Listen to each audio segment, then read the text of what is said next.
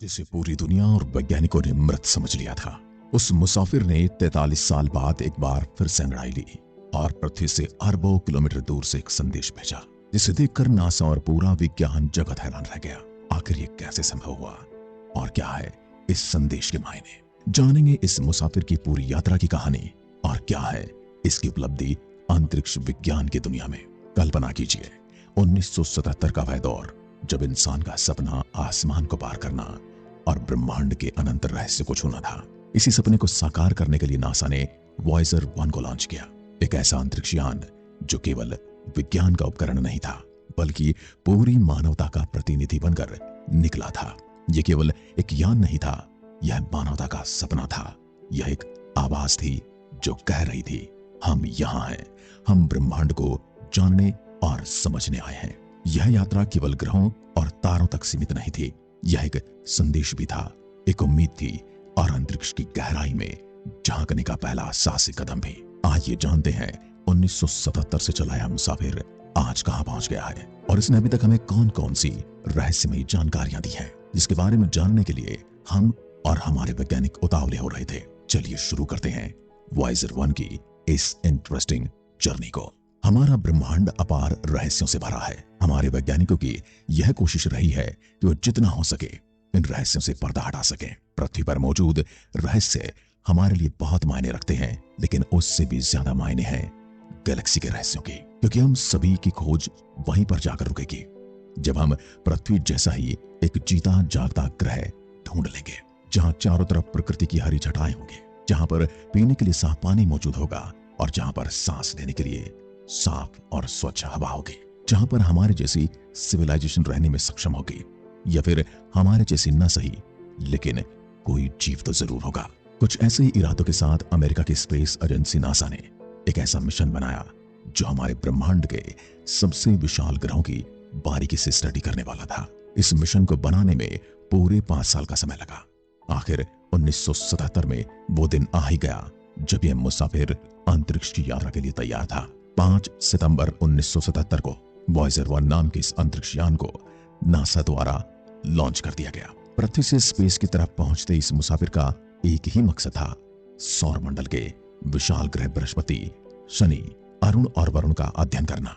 उस समय ग्रहों की दुर्लभ स्थिति सीधी यात्रा के लिए अनुकूल थी, जिसे ग्रेविटेशनल स्लिंग शॉट कहा जाता है। इस खगोलीय संयोग का उपयोग करके वॉयेजर यान को तीव्र गति से आगे बढ़ने में मदद मिलने वाली थी। हालांकि यह मुसाफिर ब्रह्मांड के सबसे बड़े और विशाल ग्रह जुपिटर पर अपना रौब जमाने वाला था, सैटर्न के छल्लों का राज खोलने वाला था और वही इन अनोखे ग्रहों के रहस्यमयी वातावरण की जानकारी भी हम तक पहुंचाने वाला था। लेकिन यकीन मानिए, इस मिशन का उद्देश्य केवल सौरमंडल के विशाल ग्रहों बृहस्पति और शनि का अध्ययन करना नहीं था, बल्कि यह यात्रा उन प्रश्नों का उत्तर खोजने के लिए भी थी जो मानव सभ्यता को सदियों से परेशान कर रही थी। जैसे कि क्या हम ब्रह्मांड में अकेले हैं? क्या हमारे जैसे कई और भी ग्रह हैं? और सबसे महत्वपूर्ण, क्या हम अपने सौरमंडल की सीमाओं से परे जाकर ब्रह्मांड का हिस्सा बन सकते हैं? क्या हमारे दूसरे ग्रहों पर भी हमारी पृथ्वी की तरह ही जमीन, पानी और जीव जंतु, वनस्पतियां आदि उपलब्ध हैं, या ये वीरान हैं, या ये गैस के गोले हैं? ये तब तक किसी को नहीं पता था। और सबसे ज्यादा हैरान करने वाली बात, जिसके बारे में हम सभी ने बॉलीवुड या हॉलीवुड फिल्मों में कहीं ना कहीं जरूर देखा है। उदाहरण के लिए आप ऋतिक रोशन की कोई मिल गया मूवी को ही ले लें। इसके 3 सीक्वल बनाए गए हैं। इन तीनों पार्ट में दिखाया गया है कि हमारे प्लेनेट से दूर ऐसे ही प्लेनेट हैं जहां पर अजीब तरह के प्राणी रहते हैं। इन अजीब तरह के प्राणियों को ही एलियंस का नाम दिया गया है। इस मुसाफिर का यह सबसे बड़ा मकसद था कि वह यह पता लगाए क्या हमारे ग्रह के अलावा दूसरे ग्रहों पर भी लोग रहते हैं, और अगर रहते हैं तो क्या वाकई में वो वैसे ही हैं जैसी हमने उनकी कल्पना की है। इस बात को जानने के लिए भी वॉयेजर के साथ एक विशेष उपहार भेजा गया, जिसे गोल्डन रिकॉर्ड नाम दिया गया। इस गोल्डन रिकॉर्ड में पृथ्वी की कुछ ऐसी चीजों को रिकॉर्ड किया गया था जो मानवता की आवाजों, संगीत और संदेशों से भरी एक डिस्क थी, जिसमें 55 भाषाओं में नमस्ते, पृथ्वी की तस्वीरें और यहां तक कि बच्चे की हंसी तक रिकॉर्ड की गई थी। यह डिस्क अंतरिक्ष के उन अनजान प्राणियों के लिए थी जो शायद कभी न कभी इसे जरूर पाएंगे। इस उम्मीद के साथ यह डिस्क इस मुसाफिर के साथ भेजी गई कि इन फ्यूचर अगर एलियंस के हाथ यह डिस्क लगती है तो पृथ्वी पर मौजूद इन भिन्न भिन्न चीजों को या इनमें से किसी भी एक चीज की वो पहचान कर पाए और पता लगा पाए कि सच में इस ब्रह्मांड में उनके अलावा भी पृथ्वी पर लोग रहते हैं।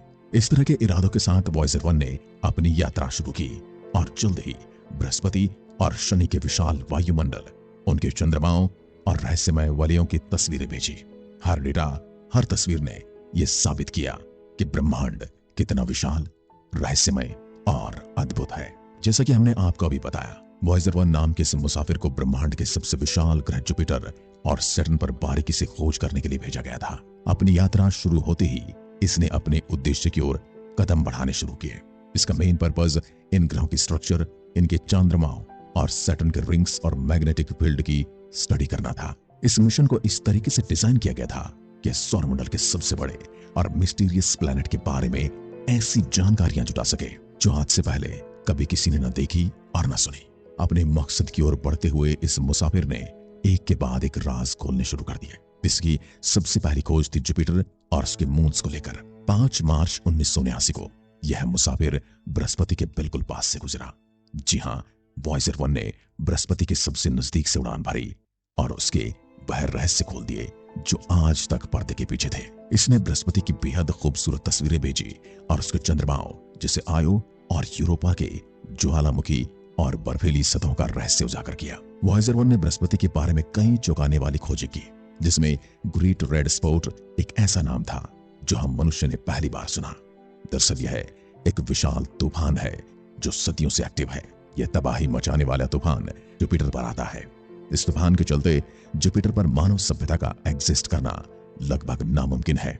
लेकिन यह तूफान क्यों आता है, इसकी बारीकी से जांच करने के लिए तो यह मुसाफिर तैयार किया गया था और यह अपना काम बखूबी कर रहा है। इसलिए वॉयजर ने इसकी तस्वीरें भेजी ताकि पृथ्वी पर बैठे साइंटिस्ट इन तस्वीरों को एनालिसिस कर सके और जान सके आखिर इसमें एक्स्ट्रा ऑर्डिनरी क्या है और आखिर क्या वजह है इन तूफानों की। वॉयजर 1 ने बृहस्पति के चंद्रमाओं पर ज्वालामुखीय गतिविधियों का पता लगाया।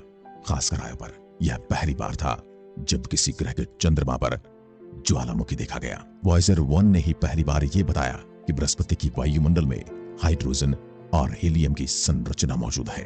करीब 18 महीने तक जुपिटर पर रिसर्च करने के बाद यह मुसाफिर अपना रुख करता है शनि की ओर। फाइनली 12 नवंबर 1980 को वो दिन आ ही जाता है जब वॉयजर फर्स्ट ने शनि का पहली बार साक्षात्कार किया और इस सुंदर पहले नजारे के साथ ये मुसाफिर अपना काम शुरू कर देता है। शनि की यात्रा के दौरान वॉयजर 1 ने इसके रिंग्स और मून्स की बारीकी से स्टडी करना शुरू कर दिया। यह पहली बार था जब किसी मिशन को शनि की अद्भुत वलयों को नजदीक से देखने का मौका मिला। वलयों यानी कि शनि के रिंग्स की बात हो रही है। वॉयजर 1 ने यह रहस्य खोला कि शनि के वलय छोटे छोटे बर्फ और धूल के कणों से बने हैं। इसके चंद्रमा टाइटन का भी अध्ययन किया जो बेहद खास था क्योंकि उसकी सतह पर वातावरण मौजूद था। इस मुसाफिर ने शनि के छल्लों के बारे में अद्वितीय जानकारियां दी, जैसे कि उनकी परतें और उनमें छोटे छोटे कणों की संरचना। शनि के सबसे बड़े चंद्रमा टाइटन पर वायुमंडल की उपलब्धि का पता चला।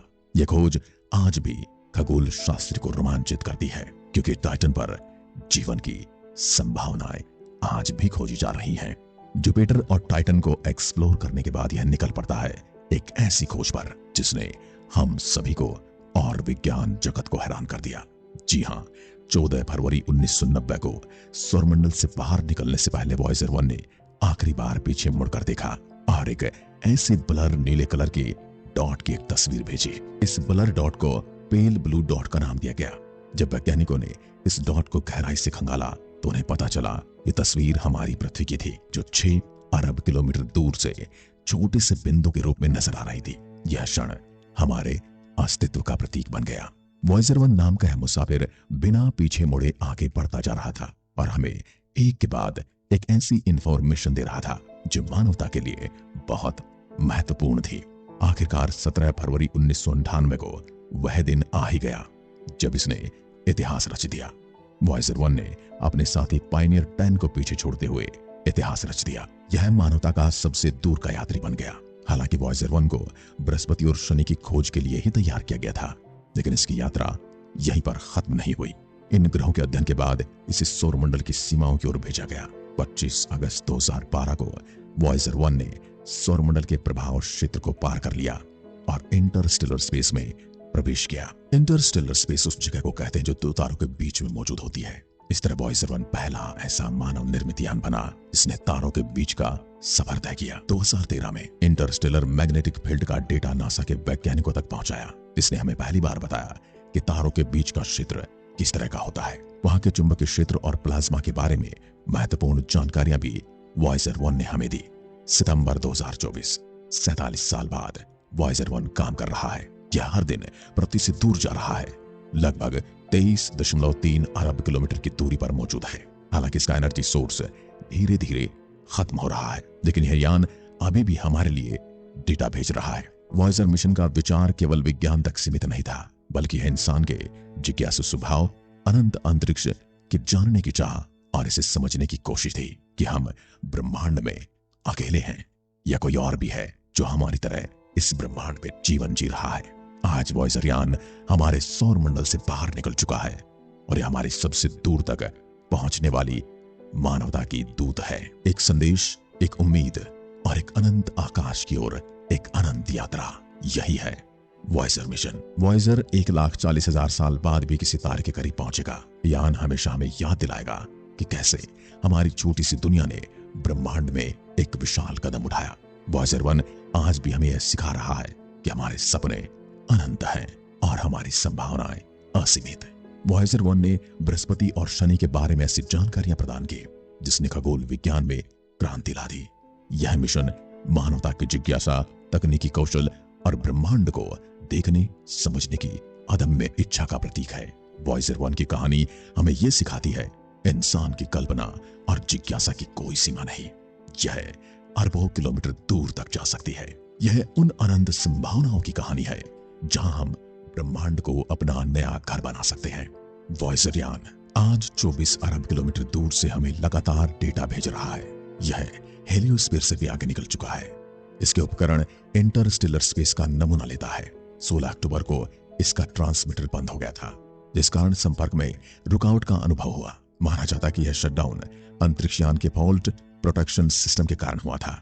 यह बिजली के ज्यादा इस्तेमाल होने पर कुछ प्रणालियों को बंद कर देता है, यानी बिजली बचाने के लिए अपने कुछ सिस्टम को बंद कर देता है। नासा के मुताबिक एक संदेश को पहुंचने में लगभग 23 घंटे लगते हैं। पृथ्वी से वॉयेजर तक संदेश को भेजने और वहां से आने में इतना ही समय लगता है, यानी कि एक संदेश का आना और जाना 46 घंटे का प्रोसेस है। 16 अक्टूबर 2024 को जब नासा वैज्ञानिकों ने एक कमांड भेजा तो 18 अक्टूबर तक उन्हें इसकी प्रतिक्रिया का पता ही नहीं चल पाया। लेकिन उसके बाद वॉयेजर यान ने कुछ ऐसा कर दिखाया जिसने सबको हैरान कर दिया।